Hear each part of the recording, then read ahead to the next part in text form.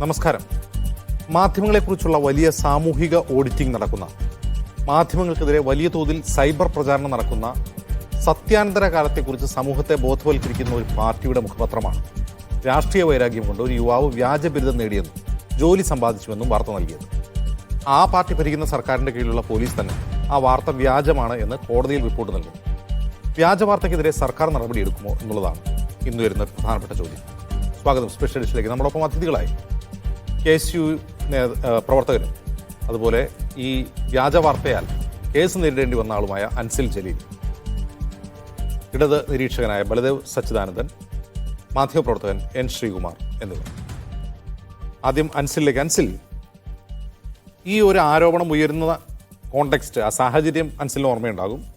ചില SFI നേതാക്കൾക്കെതിരെ വ്യാജരേഖയുണ്ടാക്കിയതിനെതിരായിട്ടുള്ള വാർത്തകളും അറസ്റ്റുമൊക്കെ നടക്കുന്ന സമയത്താണ് ഞങ്ങൾ മാത്രമല്ല മറ്റുള്ളവരുമുണ്ട് എന്ന് കാണിക്കുന്ന രീതിയിൽ തന്നെ നിങ്ങൾക്കെതിരെ ഈ വ്യാജ ബിരുദ സർട്ടിഫിക്കറ്റ് വെച്ച് ഉണ്ടാക്കുക മാത്രമല്ല അത് വെച്ച് ജോലി നേടി എന്ന ഒരു വാർത്ത വരുന്നു. പിന്നീട് നിങ്ങൾക്കെതിരെ പോലീസിൽ പരാതി വരുന്നു, നിങ്ങൾക്കെതിരെ കേസെടുക്കുന്നു. ഈ അന്വേഷണത്തിൽ നിങ്ങൾ എങ്ങനെയാണ് സഹകരിച്ചത്?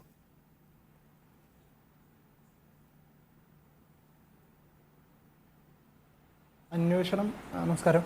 അന്വേഷണം തുടങ്ങിയപ്പോൾ മുതൽ ഞാൻ അന്നും പറയുന്നു, ഞാൻ ഇന്നും പറഞ്ഞു, അന്വേഷണങ്ങളൊക്കെ സ്വാഗതാർഹമാണ്. അന്വേഷണം തുടങ്ങി ഒരാളുടെ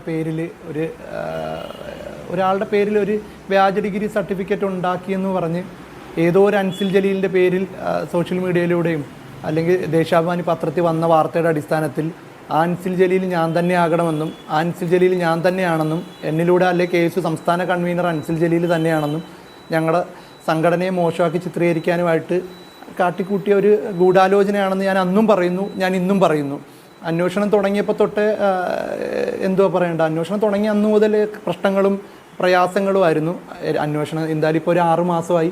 ഈ 6ാമത്തെ മാസം ഈ അന്വേഷണത്തിൻ്റെ ഫലം ഞാൻ നിരപരാധിയാണെന്ന് പോലീസ് റിപ്പോർട്ട് കൊടുത്തതിൽ ഒത്തിരി സന്തോഷമുണ്ട്. ഇനിയും മുന്നോട്ട് സംഘടനാ പ്രവർത്തനമായിട്ട് പോകുക. അന്നും SFIയുടെ നിങ്ങളൊന്ന് ആലോചിക്കണം, ഈ പ്രശ്നം ഉണ്ടാവാൻ, അല്ലെങ്കിൽ അൻസിൽ ജലീൽ എന്ന് പറഞ്ഞാൽ എനിക്കെതിരെ KSU സംസ്ഥാന കൺവീനർ അൻസിൽ ജലീലിനെതിരെ ഈ പ്രശ്നങ്ങൾ ഉണ്ടാവാൻ, അല്ലെങ്കിൽ ഈ ആരോപണങ്ങൾ ഉണ്ടാവാൻ കാരണമായ സാഹചര്യം നിങ്ങളൊന്ന് ആലോചിച്ച് നോക്കണം. SFI നേതാക്കൾക്കെതിരെ നിരന്തരമായി K വിദ്യയും SFI സംസ്ഥാന ഭാരവാഹികൾക്കെതിരെയും കായംകുളത്തെ നേതാക്കന്മാർക്കെതിരെയും തിരുവനന്തപുരത്തെ നേതാക്കന്മാർക്കെതിരെ നിരന്തരമായി ഓരോ ദിവസവും വ്യാജ ഡിഗ്രി സർട്ടിഫിക്കറ്റ് തെളിവോടുകൂടി, അല്ല അവരത് യൂണിവേഴ്സിറ്റികളിൽ ഉപയോഗിച്ച്, അല്ലെ അവർ ആ സർട്ടിഫിക്കറ്റ് വെച്ച് തൊഴിൽ നേടി, അതിൻ്റെ അടിസ്ഥാനത്തിൽ ഓരോ ദിവസവും വാർത്തകൾ ഈ പത്രങ്ങളിലൂടെയും മാധ്യമങ്ങളിലൂടെയും വരുമ്പോൾ അത് ടാക്ലിങ് ചെയ്യാനായിട്ട് SFI നടത്തിയ ഒരു, അല്ലെ CPMൻ്റെ കൂടി SFI എല്ലാം കൂടി നടത്തിയ ഒരു ഗൂഢാലോചനയാണെന്ന് നമുക്ക് എല്ലാവർക്കും ഇത് മനസ്സിലാവുന്ന ഒരു സാഹചര്യമാണ്. അല്ല, ഈ ഒരു റാൻഡമായിട്ട് അൻസിലിനെ ഇങ്ങനെ പിക്ക് ചെയ്ത് നിങ്ങൾക്കെതിരെ വാർത്ത ചമയ്ക്കുമായിരുന്നു, അതല്ല നിങ്ങളോട് വേറെ എന്തെങ്കിലും തരത്തിലുള്ള രാഷ്ട്രീയ വൈരാഗ്യം ഉണ്ടായിരുന്നു?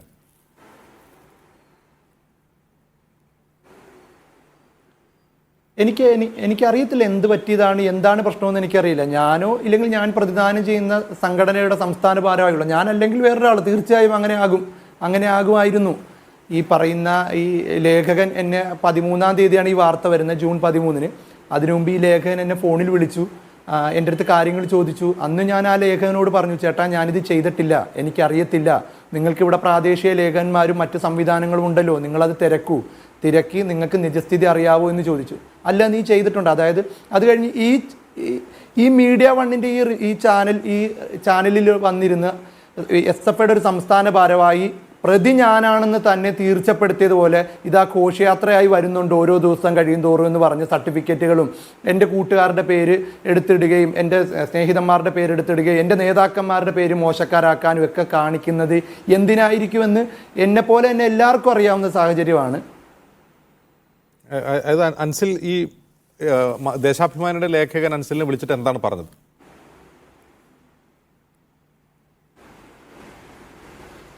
അൻസിലല്ലേ എന്ന് ചോദിച്ചു. ഞാൻ പറയാം, അതെ, അൻസിൽ KSUവിൻ്റെ ആരാണെന്ന് ചോദിച്ചു. ഞാൻ പറഞ്ഞ സംസ്ഥാന കൺവീനറാണ്. അൻസിൽ ജലീലിനെതിരെ ഇങ്ങനെ ഒരു ആരോപണം വന്നിട്ടുണ്ടല്ലോ, എന്താണ് പറയാനുള്ളത്? ഞാൻ പറഞ്ഞു, എനിക്കറിയത്തില്ല എന്താണ് കാര്യമെന്ന്. ഇന്ന പോലെയാണ് കാര്യങ്ങൾ. ഞാനപ്പോൾ പറഞ്ഞു, ചേട്ടാ എനിക്കറിയാത്ത കാര്യമാണ്, ചേട്ടൻ ഒരു ബ്രേക്കിംഗ് ന്യൂസിന് വേണ്ടി അത് ചെയ്യരുത്, എനിക്കറിയത്തില്ല. ഇല്ല, അത് അങ്ങനെയല്ല, ഇങ്ങനെയാണ്. അതായത് പുള്ളി നേരത്തെ ഇത് ക്രിയേറ്റ് ചെയ്ത് വെച്ചിരിക്കുന്നു, ഇത് നാളെ പ്രസിദ്ധീകരിക്കാൻ പോകുന്നു, അതിനു മുമ്പ് ഒരു ഫോർമാലിറ്റിക്ക് വേണ്ടി എന്നെ വിളിച്ച് സംസാരിച്ചതാകുമെന്നാണ് ഞാനിപ്പോൾ ഉദ്ദേശിക്കുന്നത്. ഞാനിപ്പോൾ ആലോചിക്കുന്നത്. വളരെ വ്യക്തമായി പുള്ളി കാര്യങ്ങൾ പറഞ്ഞു. ഞാനും തിരിച്ച് വ്യക്തമായി പുള്ളി എടുത്ത് അതിന് ഡിഫെൻഡ് ചെയ്ത് കാര്യങ്ങൾ പറഞ്ഞെങ്കിലും അദ്ദേഹം അത് ഒരു ബ്രേക്കിങ്ങിന് വേണ്ടി ദേശാഭിമാനി പത്രത്തിൻ്റെ ഫ്രണ്ട് പേജിൽ എൻ്റെ ഫോട്ടോ അടിച്ചു വരികയും അന്ന് തൊട്ട് വരുന്ന പ്രശ്നങ്ങളും ദുരിതങ്ങളും പ്രയാസങ്ങളും നമ്മൾ വ്യാജനാണ് എന്ന് ചിത്രീകരിക്കാൻ ശ്രമിക്കുമ്പോൾ ഞാൻ വ്യാജനല്ല എന്ന് പൊതുസമൂഹത്തിനെയും എൻ്റെ സംഘടനയിലുള്ള ആൾക്കാരെയും എൻ്റെ പാർട്ടിക്കാരെയും എൻ്റെ ബന്ധുക്കാരെയും എന്നെ സ്നേഹിക്കുന്ന ആൾക്കാരെയൊക്കെ ബോധ്യപ്പെടുത്തേണ്ട ഒരു പൂർണ്ണ ഉത്തരവാദിത്വം എന്നിലോട്ട് മാത്രമായി മാറി. ഇപ്പം നാളെ ഒരു ദിവസം ഏതെങ്കിലും ഒരാളെ ഈ ആങ്കറായിരിക്കുന്ന ആളാണെങ്കിൽ പോലും പേരെടുത്ത് ഒരു സർട്ടിഫിക്കറ്റ് ക്രിയേറ്റ് ചെയ്ത് ആർക്കും ചെയ്യാവുന്ന ഒരു സർട്ടിഫിക്കറ്റ് ക്രിയേറ്റ് ചെയ്ത് ആ സർട്ടിഫിക്കറ്റ് പത്രത്തിൽ അടിച്ചു വന്ന് ആർക്കും എന്തും പറയാനും അടിച്ചു വരുത്താനുമുള്ള ഒരു പ്ലാറ്റ്ഫോമായ ഒരു പത്രവും ചാനലുകളും മാറുമ്പോൾ അത് സാധാരണ ആൾക്കാർക്കുണ്ടാവുന്ന ജീവിതത്തിലെ പ്രശ്നങ്ങളും പ്രയാസങ്ങളും ചെറുതല്ല. അത് നല്ലതല്ല എന്ന് തന്നെയാണ്.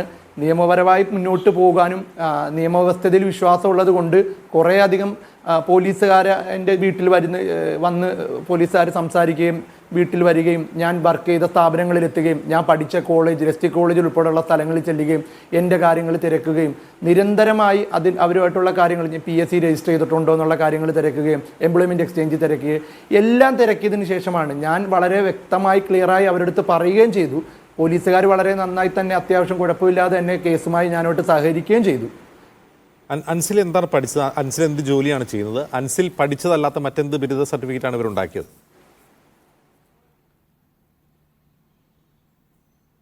ഞാൻ പഠിച്ചത് BA ഹിന്ദി ലിറ്ററേച്ചർ 2014-17 ബാച്ചിൽ ആലപ്പുഴ ST കോളേജിലാണ് പഠിച്ചത്. ഞാൻ അന്നും പറയുന്നു, ഞാൻ ഇന്നും പറയുന്നു, ഞാൻ ചെയ്യുന്ന ജോലി ആലപ്പുഴ കൊമ്മാടിയിൽ എനിക്കൊരു കോഫി ഷോപ്പുണ്ട്. അല്ലാതെ ഒരു ഷോപ്പും കൂടെ ഇപ്പോൾ സ്റ്റാർട്ട് ചെയ്യാൻ പോകുന്നു, അതിൻ്റേതായ രീതിയിൽ ഓടുകയാണ്. അതാണ് ഇപ്പം ഞാൻ നിലവിൽ ചെയ്യുന്ന ജോലി. ഇവർ പറയുന്നത് ഞാനൊരു വ്യാജ ഡിഗ്രി സർട്ടിഫിക്കറ്റ് ഉണ്ടാക്കി ആ ഡിഗ്രി സർട്ടിഫിക്കറ്റിൻ്റെ അടിസ്ഥാനത്തിൽ ഞാൻ ഒരു പണമിടപാട് സ്ഥാപനത്തിൽ ജോലി നേടുകയും അവിടുത്തെ അതായത് നിങ്ങൾ ആലോചിക്കണം, നമ്മുടെ നാട്ടിലൊക്കെ ഒരു കളക്ഷൻ എക്സിക്യൂട്ടീവിന് ജോലിക്ക് വേണ്ടി ഡിഗ്രി സർട്ടിഫിക്കറ്റിൻ്റെ ആവശ്യമില്ല. ഈ പോലീസുകാർ ഈ പറഞ്ഞ പണമിടപാട് സ്ഥാപനത്തിൽ ചെല്ലുകയും ഡിഗ്രി സർട്ടിഫിക്കറ്റ് സബ്മിറ്റ് ചെയ്തോ എന്നൊരു ചോദിക്കുകയും വിവരാവകാശം കൊടുക്കുകയും ചെയ്തതിൻ്റെ അടിസ്ഥാനത്തിൽ അവർക്ക് വ്യക്തമായി തന്നെ അവർക്ക് കാര്യങ്ങൾ മനസ്സിലായി. ഞാൻ അന്നും പറയുന്നു, ഞാൻ ഇന്നും പറയുന്നു, ഞാൻ ഡിഗ്രി സർട്ടിഫിക്കറ്റ് വെച്ചിട്ടുള്ള ജോലികളല്ല ചെയ്തിരുന്നത്. 10ാം ക്ലാസ്സും +2 വെച്ചിട്ടുള്ള ജോലികളായിരുന്നു ചെയ്തിരുന്നത്. ഇപ്പോൾ എനിക്ക് ഒരു കോഫി ഷോപ്പാണുള്ളത്. എൻ്റെ ഉപജീവന മാർഗം കോഫി ഷോപ്പാണ്. ശരി, അൻസിലേക്ക് വരാം. ശ്രീ ബലദേവ്, മാധ്യമങ്ങൾക്ക് വാർത്തയിൽ പിശക് പറ്റാറുണ്ട്. മുൻവിധി കൊണ്ടും രാഷ്ട്രീയ പക്ഷപാതം കൊണ്ടും വാർത്തകളിൽ പിശകുണ്ടാകാറുണ്ട്. തെറ്റായ വാർത്തകൾ പ്രസിദ്ധീകരിക്കാറുണ്ട്. അത് അങ്ങനെ പറ്റാത്ത മാധ്യമങ്ങൾ അപൂർവമാണ്. ചിലവരൊക്കെ തിരുത്താറുണ്ട്, ചിലർ തിരുത്താതെ പോകാറുണ്ട്. ഇത് നമ്മുടെ നാട്ടിലൊരു സാധാരണ രീതിയാണ്. പക്ഷെ ഇവിടെ നോക്കൂ, ഒരു പാർട്ടിയുടെ മുഖപത്രം ഒരു തരിമ്പ് പോലും സത്യമില്ലാത്ത ഒരു കാര്യത്തിന് വേണ്ടി ഒരു കൃത്രിമ രേഖ ചമച്ചുകൊണ്ട് ആ യുവാവ് ഉണ്ടാക്കിയതാണ് അതെന്ന് പറഞ്ഞ് പ്രസിദ്ധീകരിക്കുക, അയാൾക്കെതിരെ പിന്നീട് പരാതി കൊടുക്കുക, വേട്ടയാടുക. ഈ സംഭവം ഉണ്ടാവാനുള്ള കോണ്ടെക്സ്റ്റ് നമുക്കറിയാം. സമാനമായ കുറ്റകൃത്യങ്ങൾ SFI നേതാക്കൾ ചെയ്തപ്പോഴാണ് ഈ വാർത്ത പുറത്തു വരുന്നത്. മാധ്യമപ്രവർത്തകർക്കെതിരെ, മാധ്യമങ്ങൾക്കെതിരെ വലിയ തോതിലുള്ള പ്രചാരണം ഓൺലൈനായിട്ട് നടത്തിക്കൊണ്ടിരിക്കുന്നവരാണ് CPM-ൻ്റെ അണികൾ സൈബർ രംഗത്ത്. മറ്റൊന്ന് എന്താണ്, സത്യാനന്ദൻ, തുറന്നു കാട്ടപ്പെടുന്ന സത്യാനന്ദൻ എന്ന പേരിൽ പാർട്ടിയുടെ സംസ്ഥാന സെക്രട്ടേറിയറ്റ് അംഗം തന്നെ ഓൺലൈനായും അല്ലാതെയും എല്ലാം സമൂഹത്തെ ബോധവൽക്കരിച്ചുകൊണ്ടിരിക്കുന്ന ഒരു പാർട്ടി കൂടിയാണ്. ഇവിടെ ഒരു തെറ്റിദ്ധരുത്തൽ ഉണ്ടാവേണ്ടേ? ഇതൊരു ക്രിമിനൽ പ്രവൃത്തി കൂടിയല്ലേ, ഒരു വ്യാജരേഖ നിർമ്മാണം? വ്യാജരേഖ നിർമ്മാണം അദ്ദേഹം പറഞ്ഞതുപോലെ തന്നെ ക്രിമിനൽ ആക്ടിവിറ്റിയാണ്. അത് വലിയൊരു ഒഫൻസുമാണ്. ഇവിടെ ദേശാഭിമാനി പത്രത്തിൽ ഇങ്ങനെ ഒരു വാർത്ത വന്നു. ആ വാർത്തയുടെ ശരിയും തെറ്റുമെന്നും നമുക്കാർക്കും അറിയില്ലായിരുന്നു. മറ്റു പല പത്രങ്ങളിലും ഇതേ വാർത്ത തന്നെ അൻസർ ജലീലിനെ അനുകൂലിച്ചും പ്രതികൂലിച്ചും ഒക്കെ വാർത്തകൾ വന്നു. അപ്പൊ അവരാരും ഇതിന്റെ സത്യാവസ്ഥ തേടിപ്പോയില്ല. അതിനെ തുടർന്ന് registrar of Kerala university Thiruvananthapuram cantonment പോലീസിലാണ് തോന്നുന്നു ഒരു കേസ് ഫയൽ ചെയ്യുകയും അവരെ FIR രജിസ്റ്റർ ചെയ്യുകയും ചെയ്തു. അപ്പൊ ഇതിനകത്ത് നമ്മൾ മനസ്സിലാക്കേണ്ട ഒരു കാര്യം, പോലീസിനെ സംബന്ധിച്ച് ഒരു FIR രജിസ്റ്റർ ചെയ്ത് കഴിഞ്ഞാൽ അതിനകത്ത് അവർക്ക് 3 ഓപ്ഷനുണ്ട്. ഒന്നുകിൽ അവർക്ക് റഫർ എഴുതിയിട്ടല്ല, ഇവിടെ അവർ ചേരിക്കുന്നത് അങ്ങനെയാണ്, ഇങ്ങനെ സംഭവമില്ല എന്ന് പറഞ്ഞ് ഇതിന്റെ സത്യാവസ്ഥ ബോധ്യപ്പെട്ട് റഫർ എഴുതിത്തല്ല. മറ്റൊന്ന്, എവിഡൻസ് ഇല്ലാതെ പോലും അവർ കുറ്റപത്രം തരുന്നു. പോലീസ് നൽകുന്ന നിരവധി കേസുകളിൽ പലപ്പോഴും യാതൊരു എവിഡൻസും ഇല്ലാതെ കുറ്റപത്രം നൽകാറുണ്ട്. വേണമെങ്കിൽ അൻസർ ജലീലിനെ ഒരിക്കൽ കൂടി കുറ്റക്കാരനാക്കണമെന്നുണ്ടെങ്കിൽ എവിഡൻസ് വേണമെന്നില്ല. ഈ കിട്ടിയ എവിഡൻസുകൾ മാത്രം വെച്ചുകൊണ്ട് അവർക്ക് വേണമെങ്കിൽ ഈ വ്യാജ സർട്ടിഫിക്കറ്റ് വെച്ചുകൊണ്ട് ഒരു കുറ്റപത്രം കോടതിയിൽ കൊടുക്കാം.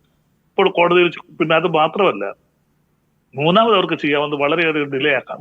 നമുക്ക് നിരവധി കേസുകൾ FIR എടുക്കുകയും വർഷങ്ങളോളം ഇതിനകത്ത് കുറ്റപത്രം കൊടുക്കാതെ അതിനകത്ത് കോടതിയൊക്കെ ഇടപെട്ട പല സാഹചര്യങ്ങളുണ്ട്. അപ്പോൾ വേണമെന്നുണ്ടെങ്കിൽ ഗവൺമെന്റിന്റെ ഭാഗത്ത് നിന്ന് ഗവൺമെന്റിനെ സംരക്ഷിക്കണമെന്ന് പോലീസിനൊരു താല്പര്യം ഉണ്ടായിരുന്നെങ്കിൽ ഇതിന് കുറ്റപത്രം കൊടുക്കാതെ ഇത് മാസങ്ങളോളം നീട്ടിക്കൊണ്ടു പോകാമായിരുന്നു. ഗവൺമെന്റിന്റെ ഇഷ്ടത്തിനനുസരിച്ച് പ്രവർത്തിരുന്നെങ്കിൽ കള്ള കുറ്റപത്രം കൊടുക്കാമായിരുന്നു. അപ്പൊ ഇത് രണ്ടും ഇതിനകത്ത് പോലീസ് ചെയ്തിട്ടില്ല. അപ്പൊ അതിൽ നമുക്ക് മനസ്സിലാകാവുന്ന ഒരു കാര്യം, തീർച്ചയായിട്ടും ഇതിനകത്ത് ഗവൺമെന്റിന്റെ ഭാഗത്തുനിന്ന് രാഷ്ട്രീയ ഇടപെടൽ ഉണ്ടായിട്ടില്ല. രാഷ്ട്രീയ ഇടപെടൽ ഉണ്ടായിരുന്നെങ്കിൽ തീർച്ചയായിട്ടും ഒരു ഫേക്കായിട്ടൊരു കുറ്റപത്രം കൊടുക്കുകയോ അതുമല്ലെങ്കിൽ കുറ്റപത്രം കൊടുക്കാതെ നീട്ടിക്കൊണ്ടു പോവുകയോ ചെയ്യുമായിരുന്നു. അപ്പോൾ ഒരുപക്ഷെ പത്രത്തിൽ വാർത്ത വന്നിട്ടുണ്ടാകും, വാർത്ത വന്ന് തെറ്റാണ്, അങ്ങനെ ഒരിക്കലും അങ്ങനെ ഒരു വാർത്ത കള്ള വാർത്ത വരാൻ പാടില്ല. ഇതൊരു പത്രത്തിൽ മാത്രമല്ല, നമ്മൾ ഇത് അവതാരം തന്നെ പറഞ്ഞതുപോലെ നിരവധി പത്രങ്ങളിൽ യാതൊരു അടിസ്ഥാനവുമില്ലാത്ത നിരവധി വാർത്തകൾ മുഖപത്രമായിട്ട് വരുന്നുണ്ട്, തലക്കെട്ടായിട്ട് വരുന്നുണ്ട്. നമുക്കറിയാം ചാരക്കേസ് ഉൾപ്പെടെയുള്ള സംഭവങ്ങൾ പല പത്രങ്ങളും ഫ്രണ്ടിൽ കുട്ടിഘോഷിച്ചൊരു വാർത്തയായിരുന്നു. ചില സ്ത്രീകളും ഒക്കെ ആയിട്ട് ബന്ധപ്പെട്ട് ഉന്നത ശാസ്ത്രജ്ഞന്മാരുടെ കുറിച്ച് പിന്നീട് അത് സുപ്രീം കോടതിയുടെ കേസ് പോയി അത് വ്യാജമാണെന്ന് പറഞ്ഞു. പക്ഷെ അവിടെയൊക്കെ ഞാൻ പറഞ്ഞ ഇതാണ്, അവിടെ കളവായിട്ട് കുറ്റപത്രം വരെ കോടതിയിൽ സമർപ്പിച്ചു. അത് ഉന്നത IPS ഓഫീസർമാരാണ് ആ കേസ് അന്വേഷിച്ചത്. അതിനെതിരെ ആ IPS ഓഫീസർമാർക്കെതിരെ സുപ്രീം കോടതി തന്നെ പിഴ ചുമത്തിയിട്ടുണ്ട്. അപ്പൊ ഇവിടെ വാർത്ത വന്നത് തെറ്റാണ്, ഞാൻ 100% അംഗീകരിക്കും. വിശേഷിച്ച് ഒരു ചെറുപ്പക്കാരന്റെ ഭാവി കളയത്തക്ക രീതിയിൽ അങ്ങനെ വാർത്ത വരാൻ പാടില്ല. പക്ഷേ ആ വാർത്തയ്ക്ക് പിന്നിൽ CPM ആണ് എന്ന് ആരോപിക്കുമ്പോൾ അതിന്റെ മറുവശം കൂടെ നമ്മൾ മനസ്സിലാക്കേണ്ടത്, CPM-ന് വേണമെങ്കിൽ മുഖം സംരക്ഷിക്കാൻ പോലീസുകാരെ കൊണ്ട് ചാരക്കേസിലും മറ്റു കാര്യങ്ങളിലൊക്കെ ഗവൺമെന്റ് ജയിച്ചതുപോലെ കളവായി കുറ്റപത്രം കൊടുക്കാമായിരുന്നു. ആ കുറ്റപത്രം കൊടുത്താൽ അതിന്റെ വിചാരണ തീരണമെങ്കിൽ ഒരു 3-4 വർഷം കഴിയും. നമ്മുടെ കോടതികളിൽ എങ്ങനെയാണ് കേസിന് 3, 4, 10 വർഷം വരെയൊക്കെ നീണ്ടുപോകുന്ന കേസുകളുണ്ട്. അപ്പോൾ ഒരു പക്ഷേ ഈ ഗവൺമെന്റ് കാലാവധി കഴിയുന്നത് വരെ ഈ കുറ്റപത്രം കൊടുക്കുകയോ കുറ്റപത്രം കൊടുത്താൽ അതിന്റെ വിചാരണ നടപടികളായിട്ട് മുന്നോട്ട് പോകും. ഇങ്ങനൊരു വാർത്ത ഈ പത്രത്തിൽ വരികയോ നമുക്ക് ഇങ്ങനെ ഒരു ചർച്ചയിൽ പങ്കെടുക്കേണ്ട കാര്യം വരുത്തില്ലായിരുന്നു. കുറ്റപത്രം കൊടുക്കുമ്പോൾ ഒരു പക്ഷെ നിങ്ങളും വിചാരിക്കും അതിൽ യാഥാർത്ഥ്യം കാണും. ഇപ്പോൾ കുറ്റപത്രം കൊടുക്കാതെയോ ഇതിന് ഡിലേ വരുത്താതെയോ എനിക്ക് തോന്നുന്നു വളരെ കുറച്ച് നാളെ ആയിട്ടുള്ളൂ ഈ സംഭവം നടന്നിട്ട്. ജൂൺ മാസത്തിലാണെന്ന് തോന്നുന്നു. വളരെ വേഗത്തിൽ തന്നെ കുറ്റപത്രം കൊടുക്കുകയും ആ ചെറുപ്പക്കാരൻ നിരപരാധിയാണെന്ന് കോടതിയിൽ ഇവര് തന്നെ കേസ് രജിസ്റ്റർ ചെയ്ത കന്റോൺമെന്റ് പോലീസ് തന്നെ പറയുകയും ചെയ്തു.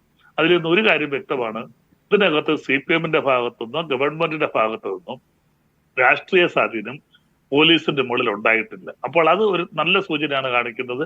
അങ്ങനെ ഒരു രാഷ്ട്രീയ സ്വാധീനം ഉണ്ടായിരുന്നെങ്കിൽ തീർച്ചയായിട്ടും ഇങ്ങനൊരു കുറ്റപത്രം കോടതിയിൽ വരില്ല.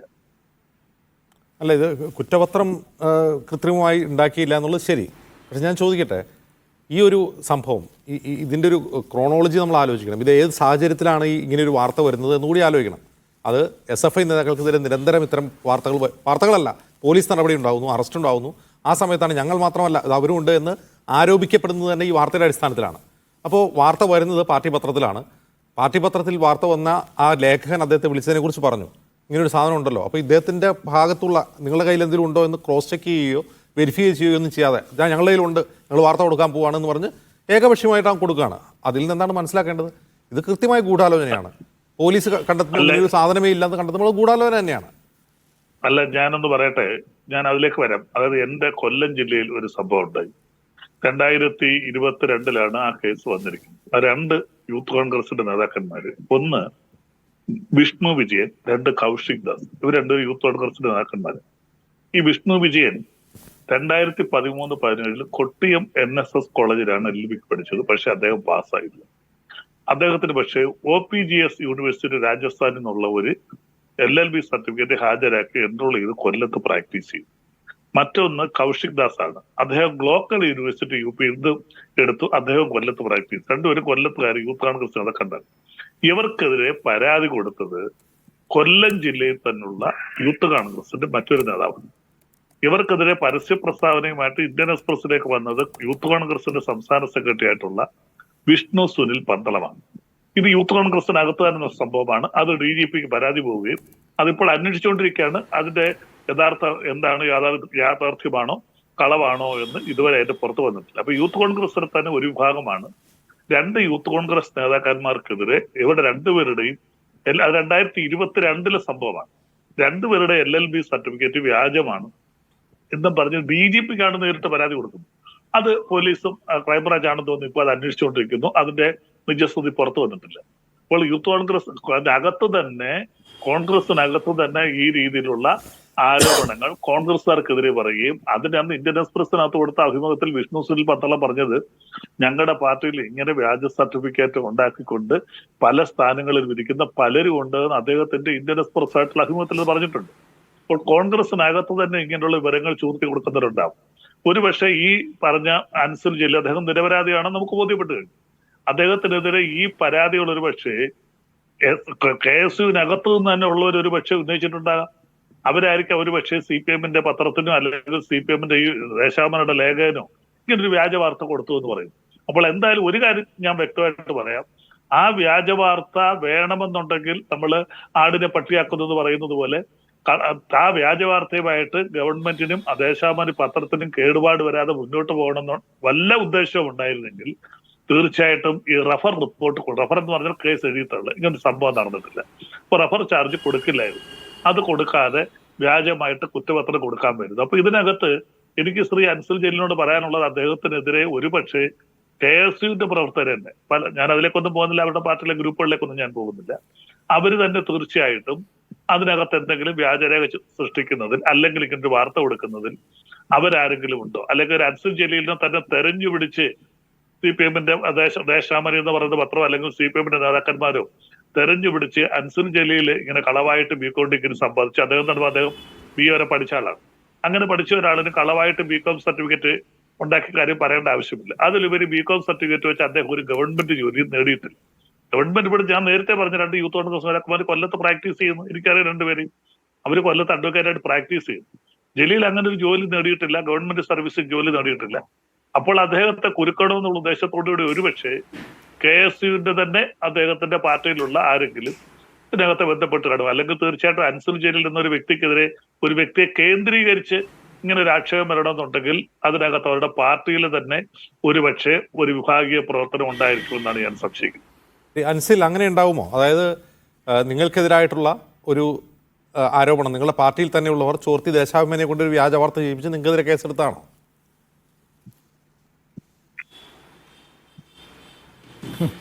എനിക്കെതിരെ FIR ഇട്ട സമയവും സാഹചര്യവും നിങ്ങളൊന്ന് മനസ്സിലാക്കണം. അതായത് വിദ്യയെ അറസ്റ്റ് ചെയ്യുന്നത് 10 മണിക്കാണ്. 7-8 ദിവസം ഒളിവിൽ താമസിച്ച വിദ്യയെ അറസ്റ്റ് ചെയ്യുന്നത് രാത്രി 10 മണിക്കാണ്.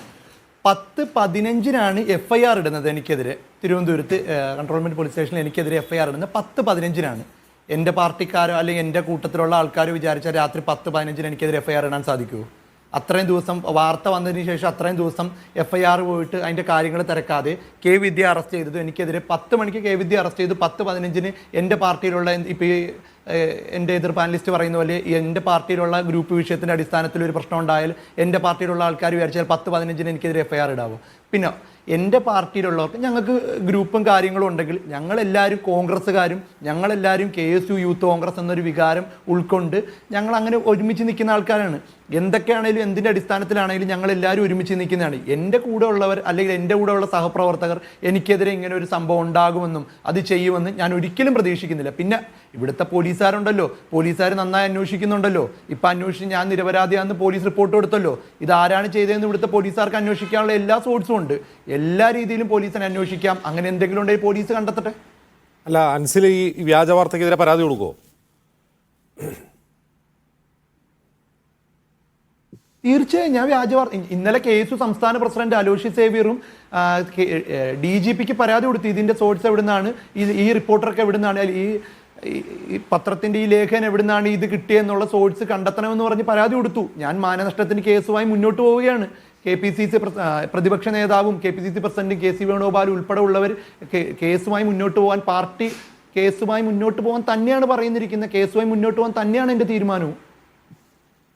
അതായത് ഇവിടെ ബലദേവ് പറയുന്ന പോലെ പിന്നെ ആരാണ് കണ്ടുപിടിച്ചതെന്നും ആരാണ് വാർത്ത കൊടുത്തതെന്നൊക്കെ ഉള്ളത് പോലീസ് കണ്ടുപിടിച്ചത്. ഓക്കെ, അത് നിങ്ങളുടെ പാർട്ടിക്കകത്തുനിന്നുള്ള ആരെങ്കിലും പറഞ്ഞതാണെങ്കിലോ?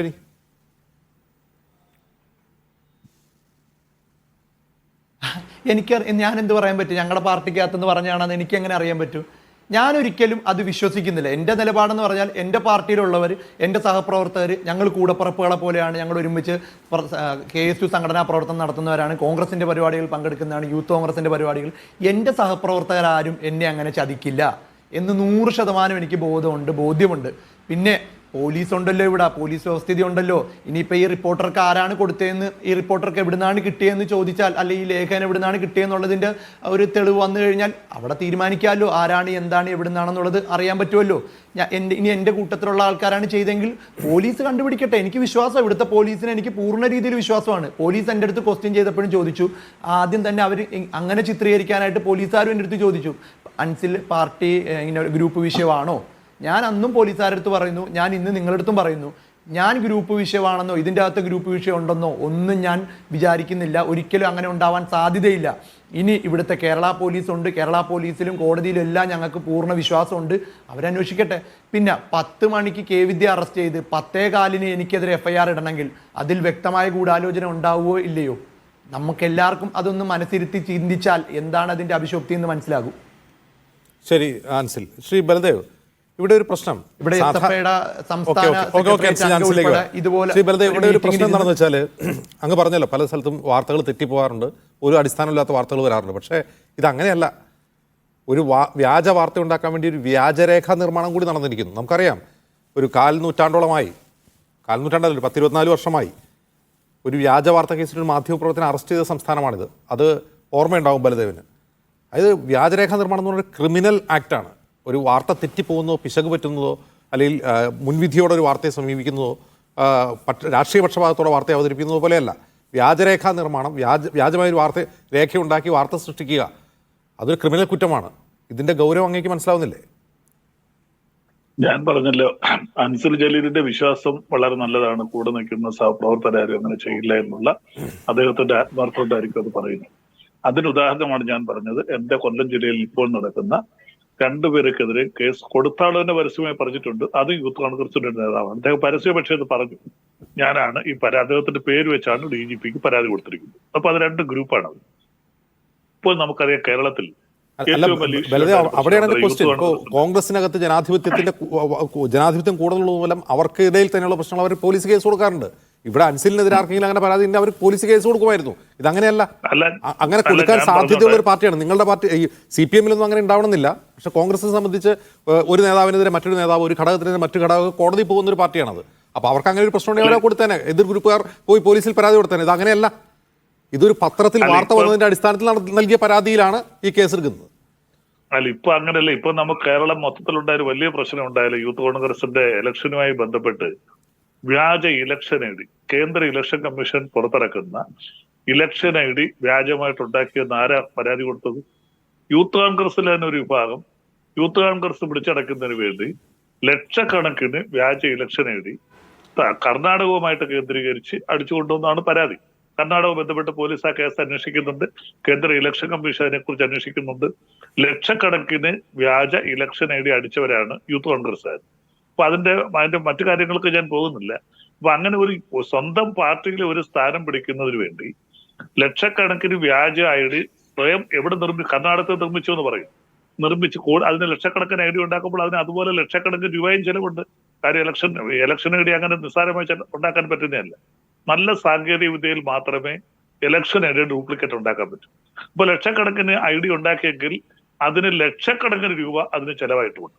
അപ്പൊ അത്രയും ലക്ഷക്കണക്കിന് രൂപ ചെലവാക്കി ലക്ഷക്കണക്കിന് ഐ ഡി ഉണ്ടാക്കിയിട്ടുണ്ടെങ്കിൽ, അത് സ്വന്തം പാർട്ടിയിൽ ഒരു സ്ഥാനം പിടിക്കുന്നതിന് വേണ്ടി അങ്ങനെ ഐ ഡി ഉണ്ടാക്കിയിട്ടുണ്ടെങ്കിൽ, അതേ യൂത്ത് കോൺഗ്രസ്സുകാർ ഞാൻ നേരത്തെ പറഞ്ഞതുപോലെ കൊല്ലത്ത് 2 പേര് പരാതി കൊടുക്കുകയും എന്റെ സ്റ്റേറ്റ് സെക്രട്ടറി എന്നെ സ്വയം തുറന്നു പറഞ്ഞിരിക്കുന്നു, ഞങ്ങളുടെ പാർട്ടിയിൽ പലരും ഇങ്ങനെ ഫേക്കായിട്ട് ഡിഗ്രി സർട്ടിഫിക്കറ്റ് ഉണ്ടാക്കാറുണ്ട്. ഒരു കാര്യമുണ്ട്, ഫാബ്രിക്കേറ്റിംഗ് എവിഡൻസ് കോടതിയിൽ വന്നു കഴിഞ്ഞാൽ അത് വലിയൊരു കുറ്റമാണ്.